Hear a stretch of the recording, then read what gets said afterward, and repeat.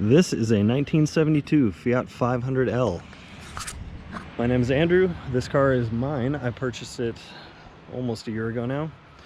And this is going to be the first video in the series, although it's probably about the 15th to 20th that I've recorded.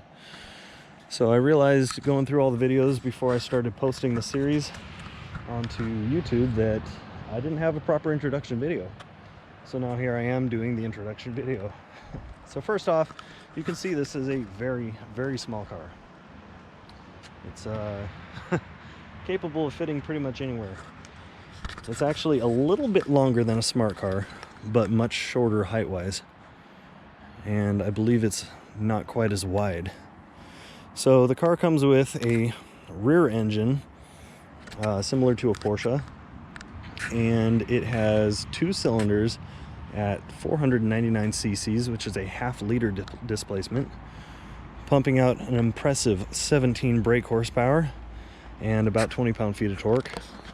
The car weighs about 1,100 pounds and has a 4-speed manual transmission without synchros.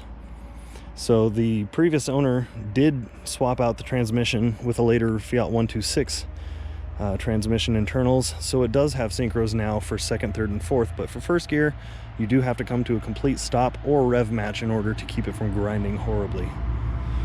So as you can see, the car has a lot of places where it really needs some attention, even now, but this car will get the attention that it deserves, don't worry.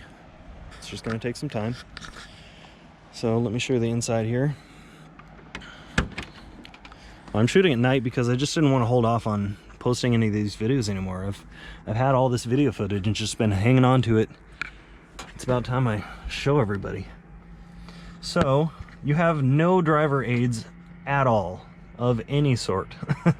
No electronic stability control, traction control, power brakes, power steering, nothing. What you do have though is if you pull this lever right here, watch that pedal. That is a form of cruise control. So definitely not electronic, but it has it. And yeah, that's not stock either. So the car will fit for adults if they are small adults that are willing to sit kind of on each other with their legs across each other's lap. But headroom is really good. The front 2 seats, you can be 6 foot, maybe even a little over 6 foot and fit no problem. It's got a nice big sunroof on it. It's a terrific car to drive. It handles very, very well. Super nimble, but it struggles to do over about 30 miles per hour. It'll go all the way up to about 60 miles per hour, but it takes a long time to get there.